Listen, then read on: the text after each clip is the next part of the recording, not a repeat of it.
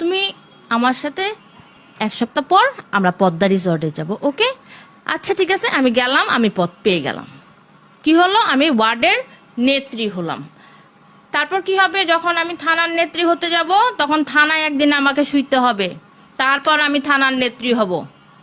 তারপর যখন আমি দক্ষিণ মহানগরে যাব তখন আমার মহানগরে ঘুমাইতে হবে নেতাদের সাথে। তারপর আমি নেত্রী হব। তারপর সেন্ট্রাল যখন যাব আরো বড় নেত্রী হব, মিনিস্টারের সাথে থাকবো, আরো বড় নেত্রী হব। এই হচ্ছে নেত্রী। আজকের পজিশন নেত্রীদের কি প্রস্টিটিউশন। আসসালামু আলাইকুম। আসলে পদবি মুখেই দেওয়া হয়েছে যে আমি মল্লিক করি, আওয়ামী লীগ করি, এবং আমার পদ হচ্ছে আমি একজন কার্যকারী সদস্য 25 নং ওয়ার্ডে লালবাগ। এবং আমি তাদের কাছে একটা ভালো পদের আশা করি যে আমাকে একটা মহিলা আওয়ামী লীগ সেক্রেটারি একটা ভালো পদ দেওয়া হোক, সেটা লালবাগ থানায় হোক কিংবা চকবাজার থানায় হোক। আমার লিডার জালাল সাহেবকে যখন আমি বলি, সে তখন বলছে সময় হলে দেখা যাবে। আচ্ছা, যেহেতু 25 নং ওয়ার্ড সেক্রেটারি বিপুল ভাই, রতন ভাইও আছে এখানে সেক্রেটারি না, সে একজন আমাদেরই ওয়ার্ডের কার্যকর কর্মী সদস্য, আওয়ামী লীগের সদস্য। তারা অনেক রকম কথাবার্তা বলে, অনেক ধরনের বলে যে এইভাবে আগামী 15ই আগস্ট টাকা পয়সা যার খাবার তার তো খাইছি, খাওয়া দাওয়া হয়েছে। খাওয়া দাওয়া শেষে এখন আরো আমাকে বলে বিপুল ভাইয়া 25 নং ওয়ার্ডে আমিও থাকি, সেও থাকে। নেতা আমাকে বলে পদ্মা রিসর্টে গেলে আমাকে সে একটা পদবি দিবে। মানে ইটস আ নর্মাল থিং।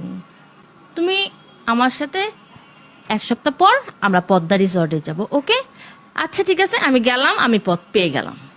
কি হলো, আমি ওয়ার্ডের নেত্রী হলাম।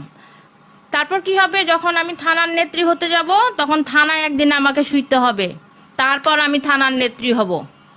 তারপর যখন আমি দক্ষিণ মহানগরে যাব তখন আমার মহানগরে ঘুমাইতে হবে নেতাদের সাথে। তারপর আমি নেত্রী হব। তারপর সেন্ট্রাল যখন যাব আরো বড় নেত্রী হব, মিনিস্টারের সাথে থাকবো, আরো বড় নেত্রী হব। এই হচ্ছে নেত্রী।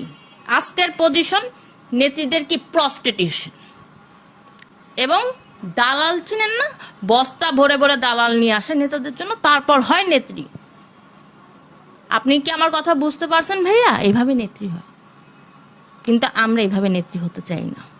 আমরা তো জানি যে নেতা যারা হয় বা পদ পদবি যারা পায় তাদের নিজস্ব যোগ্যতা অনুসারী পায়, কিন্তু এই যে আপনি যে অভিযোগটা করছেন যে ওখানে যে নেতারা আছে তারা আপনাকে পদ্মা রিসোর্টে নিয়ে যেতে চায় এবং সেখানে এক রাত তাদের সঙ্গে ঘুমানোর প্রস্তাব দেয়, এই যে বিষয়টা, এই বিষয়টা আসলে নারী নেত্রী যারা রয়েছে তাদের উপরে কি ধরনের প্রভাব পড়তে পারে এবং সামনে যারা রাজনীতিতে আসবে নারী নেত্রীরা তাদের উপরে কি ধরনের প্রভাব পড়তে পারে বলে আপনি মনে করছেন?